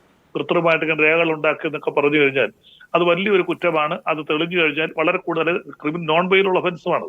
അത് വളരെ രീതിയിലേക്ക് പോകുന്ന കാര്യമാണ്. അപ്പൊ തീർച്ചയായിട്ടും അൻസർ ജലീൽ ഈ പറഞ്ഞ കാര്യങ്ങൾ യാഥാർത്ഥ്യമാണെങ്കിൽ അൻസർ ജലീലിന് ഡിഫോമേഷൻ കേസോ അതുപോലെ അതിനോടൊപ്പം കോമ്പൻസേഷനോ മലീഷ്യസ് ആയിട്ടുള്ള പ്രാക്ടീസ് ഇങ്ങനെ പല കാര്യങ്ങളുമായിട്ട് കോടതിയിൽ പോകാനും ഈ രേഖകളുമായിട്ട് ബന്ധപ്പെട്ട് നല്ല രീതിയിൽ കേസ് നിലനിൽക്കുന്ന കാര്യങ്ങളാണ്. ഒരു അഭാഷ എന്നുള്ള പ്രാക്ടീസും അഭാഷയാണ്. അപ്പൊ തീർച്ചയായിട്ടും ഇതേ രേഖകൾ വെച്ചുകൊണ്ട് അദ്ദേഹത്തിന് കോടതിയെ സമീപിച്ച് ഇതിന്റെ സത്യാവസ്ഥ പുറത്തുകൊണ്ടുവരാൻ പറഞ്ഞു. കാരണം ഇതിന്റെ പ്രധാനപ്പെട്ട സത്യാവസ്ഥ എന്ന് പറയുന്നത് അൻസർ ജലീലിന്റെ പേരിൽ കളവായിട്ട് ഒരു BCom സർട്ടിഫിക്കറ്റ് കൃത്രിമമായിട്ട് ഉണ്ടാക്കുകയും അത് പത്രങ്ങളിലേക്ക് അടിച്ചു വരികയും ചെയ്യും. അപ്പോൾ അതൊന്നും ആർക്കും നിഷേധിക്കാൻ പറ്റില്ല. അപ്പോൾ ഇതിന്റെ സോഴ്സ് എവിടെ നിന്നാണ് ഈ രേഖ അടിച്ചത്, ഇത് പത്രക്കാരന് ഇത് എങ്ങനെ കിട്ടി? തീർച്ചയായിട്ടും അത് പത്രക്കാരനാണ് അതിന്റെ മറുപടി പറയുന്നത്. ബർഡൻ ഓഫ് പ്രൂഫ് എന്ന് പറയും. Burden lies to that person. ആരാണോ ഇതിന്റെ ദോഷം അനുഭവിക്കേണ്ടി വരുന്നത് അദ്ദേഹം തന്നെ പ്രൂവ് ചെയ്യണം. അത് പ്രൂവ് ചെയ്തില്ലെങ്കിൽ അദ്ദേഹം തീർച്ചയായിട്ടും ശിക്ഷിക്കപ്പെടും. അപ്പൊ തീർച്ചയായിട്ടും നല്ലൊരു കേസുമായിട്ട് അൻസിൽ ജലീൽ മുന്നോട്ട് പോയാൽ ഇതിനകത്ത് കൃത്യമായിട്ട് ആരാണ് ഈ കളവായി രേഖ ചമച്ചത്? ഇതിന്റെ പിന്നിൽ KSUക്കാരാണോ അതോ അതല്ല SFIയുടെ പ്രവർത്തകരാണോ? ഇതിന്റെ പിന്നിൽ ഒരു പൊളിറ്റിക്കലായിട്ട് ഒരു കോൺസ്പിറസി നടന്നിട്ടുണ്ടോ? ആ കോൺസ്പിറസി ആണല്ലോ നമുക്ക് മുന്നിൽ കൊണ്ടുവരേണ്ടത്. അദ്ദേഹം തന്നെ പറയുന്നത് രാത്രി 10:20 FIR ഇട്ടു. FIR എടുത്തതിന് ഒരുപക്ഷെ നേരത്തെ തന്നെ അവർക്ക് രേഖകൾ കിട്ടിയിട്ടുണ്ടാകാം. അപ്പൊ അതിന് സമയം രേഖ കിട്ടുന്നതനുസരിച്ച് എപ്പോഴും കേസ് എടുക്കണമെന്നില്ല. അവര് രേഖകൾ കിട്ടുമ്പോൾ അവർ അതിനെക്കുറിച്ചൊന്ന് അന്വേഷിച്ചു. പോലീസിന് അങ്ങനെ ഒരു രീതിയുണ്ട്. നമ്മളൊരു പരാതി കൊണ്ട് കൊടുത്താൽ പോലും അന്നൊരു FIR ഇടണമെന്നില്ല. അവരതിനെക്കുറിച്ചൊന്ന് അന്വേഷിച്ചിട്ട് ഇതിനകത്ത് പ്രഥമ ദൃഷ്ട്യാ ഒരു കേസ് പ്രൈമാ ഫേസി ഒരു കേസ് ഉണ്ടെന്ന് ബോധ്യപ്പെട്ടാൽ അവർക്ക് FIR ഇടാം. പലപ്പോഴും അവർക്ക് FIR ഇടാതെ കളയാം. ഇപ്പൊ കേസ് അവിടെ നമ്പർ ഇട്ട് രജിസ്റ്റർ ചെയ്യണമെന്ന് മാത്രമേ ഉള്ളൂ. FIR ഇടുന്ന കമ്പൽസറി ഒന്നുമില്ല. പരാതി കിട്ടിയാൽ അതിനൊരു നമ്പർ ഇട്ട് കേസ് ഡയറിയിൽ കുറിക്കണം. അപ്പൊ എന്നിട്ട് അവർക്ക് വരാൻ ഞങ്ങളുടെ അന്വേഷണത്തിൽ ഒരു കേസ് നടന്നിട്ടില്ല എന്ന് തള്ളിക്കളയാം. അപ്പൊ അതുകൊണ്ട് അൻസിൽ പറയുന്ന പോലെ രാത്രി 10:20 FIR ഇട്ടു എന്നുള്ളത് കൊണ്ട് ഒരുപക്ഷെ ഈ പറഞ്ഞ രേഖകൾ പോലീസിന് നേരത്തെ തന്നെ കിട്ടിയിട്ടുള്ളതാകാം. ആ കിട്ടിയിട്ടുള്ള രേഖകളെ കുറിച്ച് അതിന്റെ നിജസ്ഥിതിയെ കുറിച്ച് ഒരു പക്ഷേ അവരൊരു പ്രാഥമിക അന്വേഷണം എപ്പോഴും ശരിയാകണമെന്നില്ല. ആ പ്രിലിമിനറി എൻക്വയറിയിൽ അവർക്ക് ഒരുപക്ഷെ ഇതിനകത്ത് എന്തെങ്കിലും യാഥാർത്ഥ്യം ഉണ്ടെന്ന് ബോധ്യപ്പെട്ടുകൊണ്ടാണ് അങ്ങനെ ഒരു FIR ഇടുകയും അങ്ങനെ FIR ഇട്ട് അവർ അന്വേഷണം നടത്തുകയും ആ ഇൻവെസ്റ്റിഗേഷനിൽ അൻസിൽ ജലീൽ നിരപരാധിയാണെന്ന് അവർക്ക് ബോധ്യം വന്നതിന്റെ അടിസ്ഥാനത്തിൽ റഫർ ചാർജ് എഴുതി കൊടുക്കുകയും ചെയ്തു. അപ്പൊ റഫർ ചാർജ് എഴുതിയ കേസ് നടന്നിട്ടില്ല എന്ന് എഴുതി തള്ളുന്നതിനാണ് RC എന്ന് പറയുന്നത്. അപ്പൊ റഫർ ചാർജ് കൊടുത്തു. അപ്പൊ അതൊരു നല്ല സൂചനയാണ്. നമ്മൾ അതിനെ അപ്രീസിയേറ്റ് ശരി, അതായത് സർക്കാരിന് അൻസിലിനോടുള്ള ഒരു രാഷ്ട്രീയമായ അനുഭാവം കൂടിയായിട്ട് അതിനുവേണ്ടി കാണാം. അല്ലെങ്കിൽ അത് ദുരുപയോഗം ചെയ്യാമായിരുന്നാണ് ബലദേവ് പറയുന്നത്. ശ്രീകുമാർ, ഇവിടെ ഒരു വാർത്ത തെറ്റായി പോവുക, അതിൻ്റെ പേരിൽ ഒരു കേസെടുക്കപ്പെടുക എന്നുള്ളതല്ല. ഈ പോലീസ് കേസ് ഇത് റെഫർ ചെയ്യുന്നതോടുകൂടി മനസ്സിലാവുന്നത് കൃത്രിമമായി ആരോ ഒരാൾ, അത് ചിലപ്പോൾ ആ വാർത്ത റിപ്പോർട്ട് ചെയ്ത ലേഖകനായിരിക്കാം അല്ലെങ്കിൽ മറ്റാരെങ്കിലും ആയിരിക്കാം, ഒരു കൃത്രിമ രേഖ ചമച്ച് ഒരു വാർത്ത ഉണ്ടാക്കുന്നു. ആ വാർത്തയുടെ അടിസ്ഥാനത്തിൽ പരാതി പോകുന്നു, ഉടൻ തന്നെ കേസെടുക്കുന്നു. ഇതാണ് ഇവിടെ സംഭവിച്ചത്. ഇത് ഒരുപക്ഷെ അൻസിലിൻ്റെ പാർട്ടിയിലെ തന്നെ അല്ലെങ്കിൽ സംഘടനയിൽ തന്നെ എതിരാളികൾ, മറ്റു ഗ്രൂപ്പുകാർ ചെയ്തതാവാനും സാധ്യതയുണ്ട്. അത് അന്വേഷിച്ച് കണ്ടെത്തേണ്ടതാണ് എന്നാണ് എസ് ബലദേവന്റെ വാദം. അങ്ങനെയാണോ? അജിംഷെ, ഇതിലിപ്പോൾ പ്രശ്നം എന്താണെന്ന് വെച്ചാൽ നമ്മൾ ഈ ഒരു വ്യാജരേഖ കേസിലേക്ക് മാത്രം ഇത് ഒതുക്കരുത്. ഇത് CPMന്റെ കഴിഞ്ഞ കാലത്തെ കഴിഞ്ഞ 1-2 വർഷത്തെ അവരുടെ ഒരു പത്ര നയം എടുത്താൽ നമുക്ക് ചിലത് ബോധ്യപ്പെടും. കാരണം എതിരാളികളെ ആക്രമിക്കാനായിട്ട് പത്രത്തെ ഉപയോഗിക്കുന്ന ഒരു ശൈലി ഈ അടുത്ത കാലത്ത് CPM തുടങ്ങിയിട്ടുണ്ട്. CPMന്റെ മുഖപത്രം 1970-കളിൽ 80-കളിൽ ശ്രീകുമാർ മുമ്പുണ്ടായിരുന്നില്ല, തുടങ്ങിയതാണോ? അത് ഞാൻ പറയാം, പുതിയതായിട്ട് തുടങ്ങിയതാണ്. ഞാൻ പറയാം, 1970-കളിലും 80-കളിലും CPMന്റെ മുഖപത്രത്തില് അവര് സഖാവ് എന്നൊക്കെ പറഞ്ഞ് അവരുടെ നേതാക്കളെ കുറിച്ച് പറയുകയും എതിരാളികളെ അവർ പേര് പോലും പറയാൻ ബിംബിഷ്ടപ്പെടുകയും ചെയ്തിരുന്നു. ഉദാഹരണത്തിന് ഞാൻ പറയാം, വയലാർ രവി അവര് ആഭ്യന്തരമന്ത്രി MK രവീന്ദ്രൻ എന്ന ഒരു ഘട്ടത്തിൽ വിളിച്ചിരുന്നു. അങ്ങനത്തെ ഒരു പത്രമായിരുന്നു. പക്ഷെ അത് 90-കൾക്ക് ശേഷം ഏതാണ്ട് 2000-ത്തിലൊക്കെ അത് നല്ല പ്രൊഫഷണൽ പത്രമായി വളർന്നു വന്നു. ഈ കഴിഞ്ഞ പിണറായി ഗവൺമെന്റ് അധികാരത്തിൽ വരുന്ന 7 വർഷം മുമ്പ് വരെ ആ പത്രം പ്രൊഫഷണലിസത്തിൽ വളരെ മാന്യത പുലർത്തി. അത് മാത്രമല്ല, അടുത്ത കാലം വരെയും ഒരു 2-3 വർഷം വരെയും ആ പത്രം വളരെ മാന്യമായ രീതിയിൽ പത്രപ്രവർത്തനം നടത്തി, പാർട്ടി പത്രമാണെങ്കിൽ പോലും. പക്ഷെ എന്തുകൊണ്ടോ ഈ അടുത്ത കാലത്തായിട്ട് എതിരാളികളെ ആക്രമിക്കാനുള്ള ഒരു ആയുധമായിട്ട് അവർ പത്രത്തെ ഉപയോഗിക്കാൻ തുടങ്ങി എന്നെനിക്ക് ഞാൻ സംശയിക്കുന്നു. കാരണം ഇപ്പൊ മറിയക്കുട്ടിയുടെ കാര്യം, ഞാൻ ഏറ്റവും ഒടുവിലത്തെ ഉദാഹരണമാണ് നമ്മുടെ മറിയക്കുട്ടി ചേട്ടത്തിന്റെ കാര്യം. അവരെ കുറിച്ചൊരു വ്യാജ വാർത്ത എഴുതി അവസാനം മാപ്പ് പറഞ്ഞു, ഇല്ലേ? മാപ്പ് പറഞ്ഞ പത്രം 2 മാസം കണ്ടായിട്ടുള്ളൂ. അതിനു മുൻപ് K. സുധാകരൻ, KPCC പ്രസിഡന്റ്, അദ്ദേഹത്തെ മോൺസൺ മാവുങ്കലുമായി ബന്ധപ്പെട്ട് ഒരു അദ്ദേഹത്തിന്റെ സാന്നിധ്യം ഉണ്ടെന്ന് പറഞ്ഞിട്ട് കൊച്ചു വാർത്ത പാർട്ടി പത്രത്തിൽ കൊടുത്തു. അതിനെ ന്യായീകരിക്കേണ്ട ബാധ്യത പാർട്ടി സെക്രട്ടറിക്ക് വന്നു. എന്നിട്ട് എന്തായി അവസാനം? ഒന്നും ആയില്ലല്ലോ. പാർട്ടി പത്രമാണോ അപ്പം നയം തീരുമാനിച്ചത്? ഇനി അത് കൂടാതെ ഇപ്പൊ നമ്മുടെ മുമ്പിൽ വന്ന ഈ വ്യാജരേഖ കേസ്, അതായത് വ്യാജരേഖ കേസ് പറയുമ്പോൾ നേരത്തെ ശ്രീ ബൽദേവിടെ പറഞ്ഞു യൂത്ത് കോൺഗ്രസിന്റെ വ്യാജരേഖ, അത് ഏറ്റവും അധികം ചർച്ചാ വിഷയമാക്കുന്നതും പെട്ടെന്ന് കേസെടുത്തതും ഒക്കെ ഇവിടുത്തെ പോലീസാണ്. അജിംസ് ഒന്ന് ആലോചിച്ച് നോക്കൂ, വേറൊരു പത്രത്തിലെ ഒരു ലേഖകനാണ് ഈ അൻസിലിനെതിരെ ഇതുപോലൊരു വ്യാജരേഖ ചമച്ചു എന്നൊരു വാർത്ത വന്നെങ്കിൽ ഇന്ന് ആ പത്രലേഖകൻ അനുഭവിക്കുന്ന കാര്യം എന്തായിരിക്കും നമുക്ക് ആലോചിച്ചറിയാം. പക്ഷെ ഇവിടെ പോലീസിന്റെ ഭാഗത്തുനിന്ന് അനക്കമില്ല. പത്രം എന്താ പറയുന്നതെന്നുള്ള നാളെ നമുക്ക് പത്രത്തിൽ കാണാം. നഷ്ടപരിഹാരവും നാനനഷ്ട കേസും കൊടുക്കുമെന്ന് അൻസിൽ പറയുന്നുണ്ട്, പ്രതിപക്ഷ നേതാവും അത് അംഗീകരിച്ചിട്ടുണ്ട്. അപ്പൊ ഇവിടെ ഈ പത്രം എന്താണ് ഉദ്ദേശിക്കുന്നത്? പാർട്ടി പത്രത്തെ കുറ്റം പറയില്ല, പാർട്ടി പത്രത്തെ ഇങ്ങനെ ആളുകളെ അപമാനിക്കാൻ വേണ്ടിയുള്ള ആയുധമാക്കാൻ ഉപയോഗിക്കുകയാണോ? കാരണം പത്രങ്ങൾക്കെതിരെ മാനനഷ്ട കേസ് വരും, പത്രങ്ങളെ ചിലപ്പോൾ തെറ്റിദ്ധാരണ പരത്തുന്ന രീതിയിൽ എഴുതാറുണ്ട്, ചിലപ്പോൾ വാർത്തകൾ തെറ്റാറുണ്ട്, അതൊക്കെ ശരിയാ. കാരണം ഇപ്പൊ മറിയക്കുട്ടിയുടെ ചേട്ടത്തിന്റെ കാര്യത്തിൽ തന്നെ അത് തെറ്റാണ്, അല്ലെ തെറ്റിദ്ധരിപ്പിച്ചാണ് എന്ന് വേണേൽ പറയാം. പക്ഷെ വ്യാജരേഖ ചമച്ചു എന്ന് ഒരു വാർത്ത ഒരു ആരോപണം വരികയാണെങ്കിൽ അത് ആ രീതിയിലല്ല. ഇപ്പൊ പോലീസ് പറഞ്ഞ എന്താണ്, ഇങ്ങനൊരു സംഗതി അൻസിലിനെതിരെ ഞങ്ങൾക്ക് തെളിയിക്കാൻ പറ്റുന്നില്ല, ഞങ്ങൾ അത് അവസാനിപ്പിക്കുന്നു. ഈ വാർത്ത വന്നപ്പോൾ, അൻസിൽ വ്യാജരേഖ ചമച്ചു എന്ന വാർത്ത വന്നപ്പോൾ അൻസിലിന് പിന്തുണയുമായി വന്നവരാണ് ഈ നാട്ടിലെ ബഹുഭൂരിപക്ഷം നിഷ്പക്ഷമതികളും അഭിപ്രായ സ്വരൂപകരും പത്രങ്ങളും ചാനലുകളും പാർട്ടിയും. അതാദ്യം മനസ്സിലാക്കുക. അന്നേ തോന്നിയിരുന്നു. കാരണം എന്താണെന്നറിയോ, ഈ വിദ്യാർത്ഥി നേതാവിന്റെ ഈ അൻസിലിന്റെ ഒരു നിശ്ചയദാർഢ്യം എന്നൊക്കെ കണ്ടു. ഞാൻ എവിടെ വേണമെങ്കിൽ വരാം, അദ്ദേഹം എവിടെ ഒളിവിൽ പോകാതെ നിങ്ങളടക്കമുള്ള മീഡിയ വൺ അടക്കമുള്ള മാധ്യമങ്ങൾക്ക് അദ്ദേഹം അഭിമുഖം നൽകി. ധൈര്യമില്ലാത്തൊരുത്തൻ, കള്ളത്തരം ചെയ്തൊരുത്തൻ അഭിമുഖം നൽകുമോ? കള്ളത്തരം ചെയ്താൽ അത് ന്യായീകരിച്ച് നിൽക്കാൻ പല കെട്ടുകഥകൾ ഉണ്ടാക്കണം. തെറ്റ് ചെയ്യാത്തവന്റെ ഒറ്റ കാര്യം പറഞ്ഞാൽ മതി, ചെയ്തില്ല എന്ന് മാത്രം. അതിന് പേര് കഥകൾ ഉണ്ടാക്കേണ്ട കാര്യമില്ല. അപ്പോൾ CPM എന്തുകൊണ്ടാണ് അവരുടെ പത്രനയം മാറ്റിയത്? ഈ പത്രനയം മാറ്റിയെന്ന് പറയാൻ കാരണം, ഞാൻ ഈ വിഷയത്തിൽ ഈ ഒരു ചെറിയതല്ല, ഈ വ്യാജരേഖ എന്നുള്ള ആ ഒറ്റ വിഷയത്തിൽ ഞാൻ ഒതുക്കുന്നില്ല. കാരണം കഴിഞ്ഞ കുറച്ച് കാലങ്ങളായിട്ട് മാധ്യമ പ്രവർത്തകർക്കെതിരെ ആ പാർട്ടി CPMന്റെ മുഖപത്രം കൊണ്ടു നടക്കുന്ന പാർട്ടി എടുക്കുന്ന സമീപനങ്ങള് ഒരുപാട് വനിതാ മാധ്യമ പ്രവർത്തകർക്കെതിരെ, ഇപ്പൊ നോക്കൂ, നിങ്ങളുടെ മീഡിയ വണ്ണിന്റെ ലേഖിക്ക് അടക്കം എതിരെ അവരെന്താ ചെയ്ത, അശ്വതിക്ക് അടക്കം എതിരെ അവർക്ക് പല കാര്യങ്ങളും അവരുടെ നിലപാടുകളൊക്കെ നമുക്കറിയാമല്ലോ. അപ്പൊ അതുപോലെ തന്നെ ഏഷ്യാനെറ്റ് ലേഖിക്കെതിരെ, അതുപോലെ പല ഇപ്പൊ 24 ലേഖിക്കെതിരെ, മനോരമ ലേഖകനെതിരെ, മാധ്യമ ലേഖകനെതിരെ ഒരുപാട് കേസുകൾ ഇങ്ങനെ വരുന്നുണ്ട്. അപ്പൊ അവരുടെ മാധ്യമ നയം മാറി. അപ്പൊ നമ്മുടെ പാർട്ടി മുഖപത്രമായ ദേശാഭിമാനിയുടെ സുഹൃത്തുക്കള് അവർ പത്രപ്രവർത്തക യൂണിയനെ മറന്നു, അവരെ പത്രപ്രവർത്തകന്റെ സ്വാതന്ത്ര്യം മറന്നു. അവർ ഇതുവരെ മുൻകാലങ്ങളിൽ പറഞ്ഞിരുന്ന എഴുതാനുള്ള സ്വാതന്ത്ര്യം, വാർത്ത ശേഖരിക്കാനുള്ള സ്വാതന്ത്ര്യം, വാർത്ത ശേഖരിക്കാൻ വ്യക്തികളെ വിളിക്കാനുള്ള സ്വാതന്ത്ര്യം, അവകാശം, ഇതൊക്കെ അവർ മറന്നു.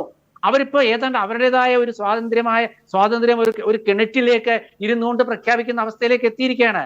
അതാ ഞാൻ പറഞ്ഞത്, ആ പാർട്ടിയുടെ നയം മാറി. അപ്പൊ അങ്ങനെ പാർട്ടിയുടെ പത്രനയം അവർ മാറ്റി.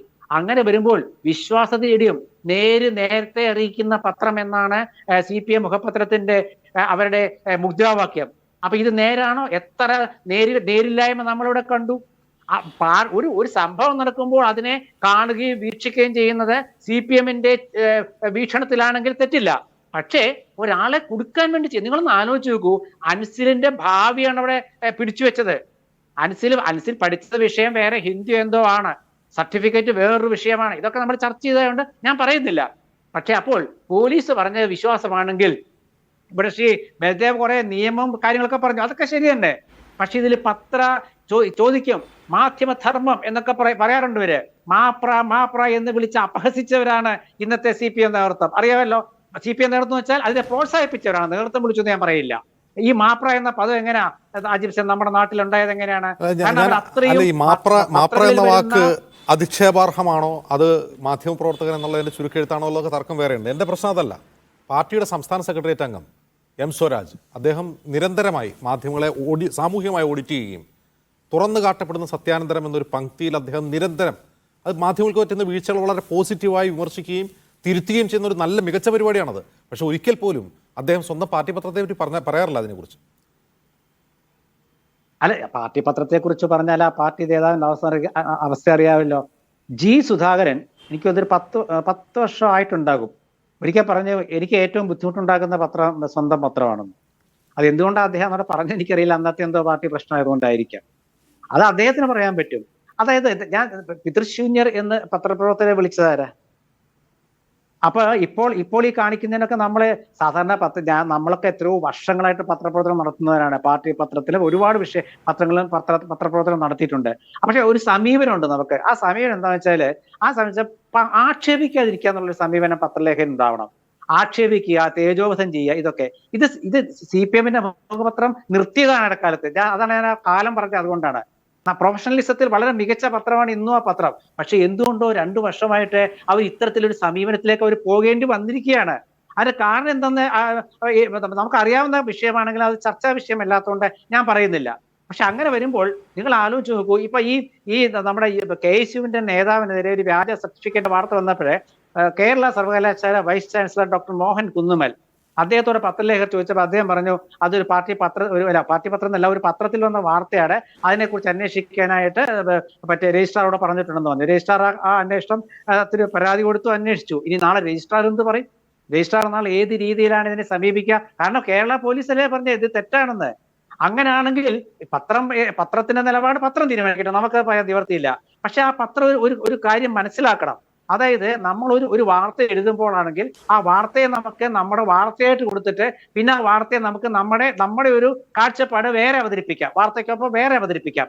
പക്ഷേ ഒരാളെ തേജോവധം ചെയ്യാൻ വേണ്ടി വാർത്ത പടച്ചുണ്ടാക്കുക എന്ന് പറഞ്ഞ് ഇവര് തന്നെയല്ലേ പറയുന്നത്. മാധ്യമ ഗൂഢാലോചന എന്ന് പറഞ്ഞത് ആരാണ് അജിൻസെ? നമ്മുടെ നാട്ടിലെ കോൺഗ്രസ് പറഞ്ഞിട്ടുണ്ടോ? ഇന്നേ വരെ കരുണാകരനും AK ആന്റണിയും ഉമ്മൻചാണ്ടിയും ഭരിച്ചപ്പോൾ എത്ര ആക്ഷേപം കേട്ടു. ആരാ പറഞ്ഞേ മാധ്യമ ഗൂഢാലോചന എന്ന്? ആരാ പറഞ്ഞേ? മാധ്യമ സിൻഡിക്കേറ്റ് എന്ന് ആരാ പറഞ്ഞേ? ഇനി മാപ്ര എന്ന് പറയുമ്പോൾ അജിൻസ് പറഞ്ഞു ചുരുക്കെഴുത്താണ്, ആയിക്കോട്ടെ. പക്ഷെ നമ്മൾ അങ്ങനാണോ പറയുന്നത്? മാർക്സിസ്റ്റ് പാർട്ടി പ്രവർത്തകനെ മാപ്ര എന്ന് പറഞ്ഞാൽ അംഗീകരിക്കാൻ പറ്റുമോ? അത് മാപ്ര തന്നെയല്ലേ മാർക്സിസ്റ്റ് പാർട്ടി പ്രവർത്തകൻ. മാപ്ര എന്ന് പറഞ്ഞാൽ അത് അംഗീകരിക്കാൻ പറ്റുമോ? അത് അധിക്ഷേപമാണ് ഒരു തരത്തില്. അതുപോലെ മാപ്ര എന്ന് പറഞ്ഞാൽ മാധ്യമ പ്രവർത്തകൻ എന്ന് പറഞ്ഞാൽ വാർത്താലേഖകനാണ്. വാർത്താലേഖകർ എന്ന് വെച്ചാൽ സാക്ഷികളാണ് അജിൻസ് ഏത് സംഭവത്തിനും. അതുകൊണ്ടാണ് ഷൂ എറിയുന്ന സംഭവത്തിലും സാക്ഷിയായത്. അതുകൊണ്ടാണ് ആ സാക്ഷികളാണ് എല്ലാ മാധ്യമ പ്രവർത്തകരും. പക്ഷെ CPM പത്രത്തിലെ ലേഖകർ ഇപ്പൊ എങ്ങനെയാണ് ഈ സാക്ഷികളുടെ കാര്യത്തിൽ പറയുന്നതെന്ന് എനിക്കറിയില്ല. കാരണം അവരിപ്പോ കുറെ കാലമായിട്ട് അവർ മൗനത്തിലാണ്. ഞാൻ അവരെ കുറ്റം പറയില്ല. പക്ഷെ അവർക്ക് അവരുടെ പാർട്ടിയിൽ പ്രതികരിക്കാൻ കഴിയണം. എത്ര കാലം ഇങ്ങനെ മുന്നോട്ട് പോകും എന്ന് ചോദിക്കണം. കാരണം എന്താ അറിയാമോ, നമ്മുടെ നാട്ടിലെ പത്രപ്രവർത്തനത്തിന്റെ ചരിത്രത്തെ കുറിച്ച് നമ്മൾ പറയുമ്പോൾ നമ്മൾ പറയുന്ന ഒരു കാര്യമുണ്ട്. നമ്മൾ എന്ത് വേണേൽ എഴുതിക്കോ, ഇത് എല്ലാ രാഷ്ട്രീയ കക്ഷികൾക്കും അവരുടേതായ പത്രങ്ങളുണ്ട്, എല്ലാവർക്കും ഉണ്ട്. എന്തിനാണത്? അവരുടെ കാര്യം പ്രചരിപ്പിക്കാനായിട്ട്. അവരുടെ കാര്യം പ്രചരിപ്പിക്കുമ്പോൾ എതിരാളികളുടെ ക്യാമ്പുകളിൽ ആശയക്കുഴപ്പമുണ്ടാക്കുന്ന വാർത്തകൾ പ്രസിദ്ധീകരിക്കണം. പക്ഷേ എതിരാളിയുടെ ക്യാമ്പിലെ ഒരാള് ഒന്നും ചെയ്യാത്ത ഒരു നിരപരാധിയെ ക്രൂശിക്കുന്ന വിധത്തിൽ വാർത്ത എഴുതണമെന്ന് ഒരു പാർട്ടി പത്രവും പലപ്പോഴും പറയാറുള്ളത് പാർട്ടി സെക്രട്ടറി MV ഗോവിന്ദനാണ്. അത് ഇക്കാര്യത്തിൽ ഉണ്ടാകുമോ, അങ്ങനെ തിരിച്ചറിയുമോ പാർട്ടി എന്നുള്ളതാണ് ചോദ്യം. ശ്രീ അൻസിൽ, ഇവിടെ നിങ്ങൾ ഈ റിപ്പോർട്ട് കോടതിയിൽ സമർപ്പിച്ച ഉടൻ തന്നെ KSU പ്രസിഡന്റ് DGPക്ക് പരാതി കൊടുത്തു എന്ന് പറയുന്നു. സാധാരണഗതിയിൽ നിങ്ങൾക്ക് എതിരെ കേസെടുത്ത വേഗതയിൽ അതിലും ഒരു നടപടി ഉണ്ടാവേണ്ടതല്ലേ?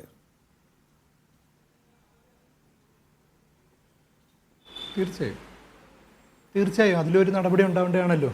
ജനാധിപത്യ രീതിയിൽ എല്ലാം വേണമല്ലോ. പോലീസുകാരെല്ലാം അന്വേഷിക്കുന്നുണ്ട്, അതിൽ തീർച്ചയായും നടപടി ഉണ്ടാവുമെന്ന് തന്നെ ഞാൻ പ്രതീക്ഷിക്കുകയാണ്.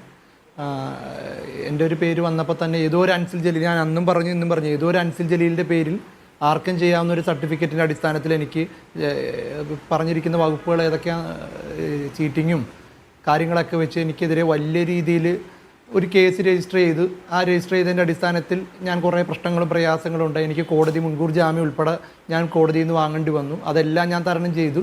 മുന്നോട്ട് പോയപ്പോൾ ഇതാരാണ് ചെയ്തത്, എന്താണ് ചെയ്തത്, എവിടെയാണ് ചെയ്തത്, എങ്ങനെയാണ് ചെയ്തതെന്നുള്ള വളരെ വ്യക്തമായ ഉത്തരം കിട്ടണം. അതെന്തായാലും പോലീസ് അന്വേഷിക്കും. സംസ്ഥാന പ്രസിഡന്റ് അതിനുവേണ്ടി പരാതി കൊടുത്തിട്ടുണ്ട്. ഞാനും അങ്ങനെ തന്നെ പോകാനാണ്. നിങ്ങളൊന്ന് ആലോചിച്ച് നോക്കണം.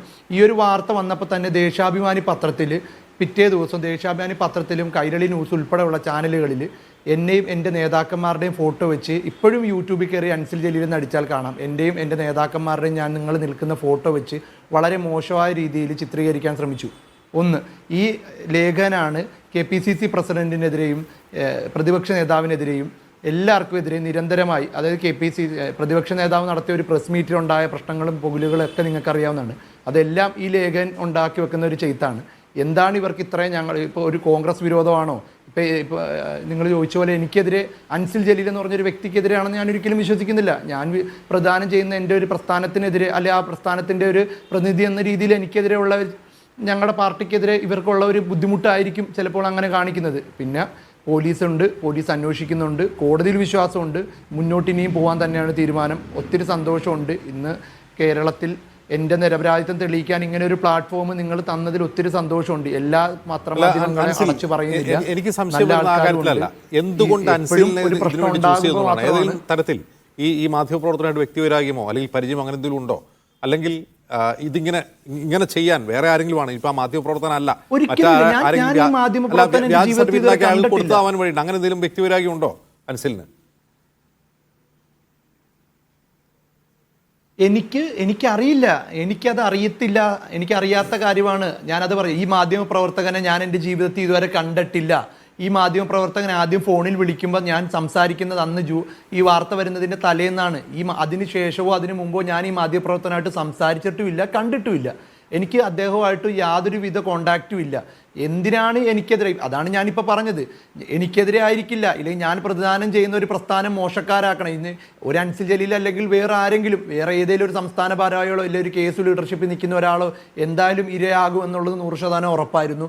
ആ സമയവും ആ സിറ്റുവേഷനും SFIക്കെതിരെയും CPMനെതിരെയും നിരന്തരമായ ആരോപണങ്ങൾ തെളിവോടുകൂടി വരുമ്പോൾ, പലരും അതിന് തെളിവ് വന്നിരിക്കുന്ന ആൾക്കാർ ഒളിവിൽ പോകുമ്പോൾ, 5-6 ദിവസങ്ങൾ 7-8 ദിവസങ്ങൾ ഒളിവിൽ താമസിക്കുമ്പോൾ അവർക്ക് ടാക്ലിംഗ് ചെയ്യാനായിട്ട് ഞങ്ങൾ KSUവിൻ്റെ ഇല്ല യൂത്ത് കോൺഗ്രസ്സുകാരോ വേണം എന്നുള്ളത് ആയിരിക്കും. ഒരിക്കലും അൻസിൽ ജലീൽ ഞാൻ ആരെയും ഉപദ്രവിച്ചിട്ടില്ല എന്നാണ് എൻ്റെ വിശ്വാസം. സംഘടനാപരമായ കാര്യങ്ങളിൽ യാതൊരുവിധ കോംപ്രമൈസും ഇല്ലാതെ മുന്നോട്ട് പോകുന്ന അല്ലാതെ CPMമാരോ SFIക്കാരോ ഒന്നും അനാവശ്യമായി ഉപദ്രവിക്കേണ്ട രീതിയിലോ എൻ്റെ പ്രസ്ഥാനം എന്നെ പഠിപ്പിച്ചിട്ടുമില്ല.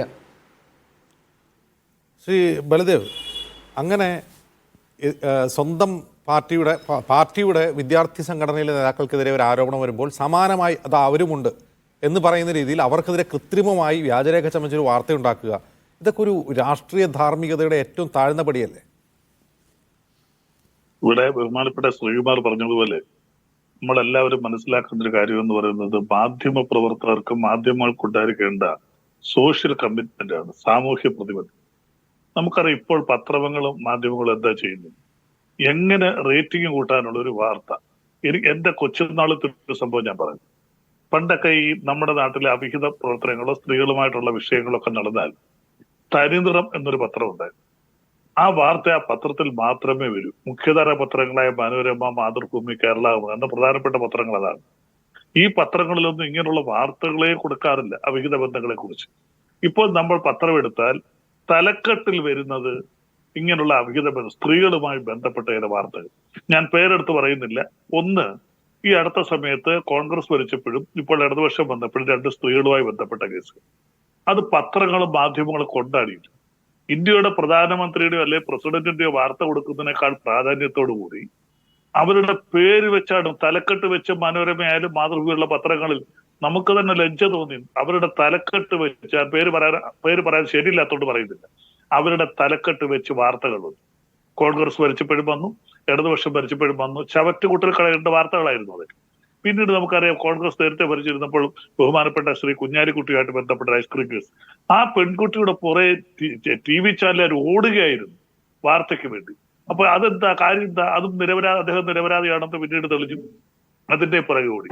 അപ്പോൾ അതാരാ വാർത്ത സൃഷ്ടിച്ചത്? ഐസ്ക്രീം പാർലർ കേസ് എന്നും പറഞ്ഞ് ഇപ്പൊ ഈ അടുത്ത സമയത്ത് തൃശ്ശൂരിൽ ഒരു സ്ത്രീ ലഹരി മരുന്ന് കച്ചവടം എന്നും പറഞ്ഞ് ആരും ഒരു വ്യാജ ന്യൂസ് കൊടുത്തു. ആ സ്ത്രീ അറസ്റ്റ് ചെയ്തു. 1 മാസത്തോളം ആ പാവപ്പെട്ട സ്ത്രീ ജയിലിൽ. ന്യൂസ് കൊടുത്തൊന്നുമല്ല, അങ്ങനെയല്ല. ആ സംഭവത്തിൽ എക്സൈസ് വ്യാജ പരാതിയിൽ നടപടിയെടുക്കുകയാണ് ചെയ്തത്. വ്യാജമായ വാർത്ത കൊടുത്തുണ്ടാക്കിയ കേസല്ല അത്. അല്ല, എക്സൈസുകാർക്ക് ആരോ പരാതി കൊടുത്തവർ കേസെടുത്തു. കേസ് എടുത്തു കഴിഞ്ഞപ്പോൾ പത്രങ്ങളിൽ വന്ന കാര്യമാണ് ഞാൻ പറഞ്ഞത്. നമുക്കറിയില്ലോ, കേസ് എടുത്തു കഴിഞ്ഞാൽ കേസെടുത്തു വാർത്ത കൊടുക്കും, അറസ്റ്റ് ചെയ്ത് അറസ്റ്റ് ചെയ്തു. അല്ലല്ല, അങ്ങനല്ല വന്നത്. വാർത്ത അങ്ങനല്ല വന്നത്. തൃശ്ശൂരിൽ ബ്യൂട്ടി പാർലർ കേന്ദ്രീകരിച്ച് ലഹരി കച്ചവടം എന്നും പറഞ്ഞ് എല്ലാ പത്രങ്ങളിലും അതിന്റെ യാഥാർത്ഥ്യം എന്താണ്? ബഹുമാനപ്പെട്ട ശ്രീകുമാരുടെ റിപ്പോർട്ടർ, അദ്ദേഹം വാർത്ത വായിക്കുന്നതാണ്. ആ പർട്ടിക്കുലർ സംഭവത്തിൽ അത് മാധ്യമങ്ങൾ കുറ്റം പറയാൻ കഴിയില്ല. കാരണം എക്സൈസ് കേസെടുത്ത് അറസ്റ്റ് ചെയ്തപ്പോൾ ഇങ്ങനെ സംഭവത്തിന് കേസെടുത്ത് അറസ്റ്റ് ചെയ്തെല്ലാം മാധ്യമങ്ങൾ വാർത്ത കൊടുത്തു. പക്ഷേ ബലദേവ് മറന്നുപോകാത്ത ഒരു കാര്യമുണ്ട്. ഈ UDF ഭരണകാലത്ത് ഉമ്മൻചാണ്ടിക്കെതിരെ വന്ന ഏറ്റവും വലിയ വിവാദം അത് റിപ്പോർട്ട് ചെയ്തതും പാർട്ടിയുടെ ചാനലാണ് ആദ്യം. ആയിക്കോട്ടെ, ഞാൻ പറഞ്ഞതല്ല. അപ്പൊ മാധ്യമങ്ങൾ, ബഹുമാനപ്പെട്ട ശ്രീകുമാർ പറഞ്ഞതുപോലെ, മാധ്യമങ്ങൾ പലപ്പോഴും കാള പറ്റുമെന്ന് പറയുമ്പോൾ കയറെടുക്കും, കുട്ടിയെ കെട്ടണം എന്ന് പറഞ്ഞിട്ട്. ഈ അടുത്ത സമയത്ത് കൊല്ലത്ത് ഒരു സംഭവം ഉണ്ടായി. ഒരു എക്സ് മിലിറ്ററിക്കാരനെ ഉപദ്രവിച്ച് അയാളുടെ പുറത്ത് PDP അല്ല പോപ്പുലർ ഫ്രണ്ട് എന്ന് എഴുതി വെച്ചു. അന്നൊരു ചർച്ചയ്ക്ക് പങ്കെടുത്തോണ്ട് ഞാൻ പറഞ്ഞു, നിങ്ങൾ കാണിക്കുന്നത് തെറ്റാണ്, ഇതിനെക്കുറിച്ച് യാഥാർത്ഥ്യം അറിയണം. കാര്യം എന്താ? അത് വലിയ വർഗീയ സംഘർഷത്തിലേക്ക് നീങ്ങിയായിരുന്നു. പിറ്റേന്ന് പത്രങ്ങളിലെല്ലാം വന്നു PFI എന്ന് പുറത്തെഴുതിയ ഒരു മിലിറ്ററിക്കാരൻ. ഇതിന് സമാനമായ വേറെ സംഭവം കൂടി ഞാൻ ബലദേവന്റെ ശ്രദ്ധയിൽപ്പെടുത്താം. TP ചന്ദ്രശേഖരൻ മരിച്ചപ്പോൾ ഒരു ചാനൽ എഴുതി കാണിച്ചത് ആ കൊലയ്ക്ക് പിന്നിൽ NDF ആണ് എന്നാണ്.